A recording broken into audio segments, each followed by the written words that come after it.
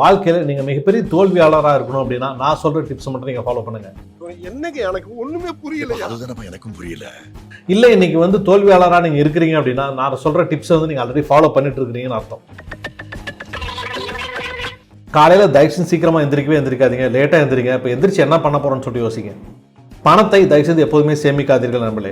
நிறைய பணம் தானே சேமிக்க முடியும், நம்மகிட்டே பணம் கம்மியாக தானே வருது, செலவு பண்ணிட்டு நம்ம ஜாலியாக இருக்கலாம் நம்மளே.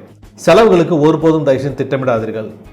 வானத்திலிருந்து ஒரு தேவதை வந்து தொழில் பண்ணுறதுக்கு உங்களுக்கு வந்து மூலதனம் கொடுக்குன்னு சொல்லிட்டு நம்பிட்டு உட்காந்துருங்க.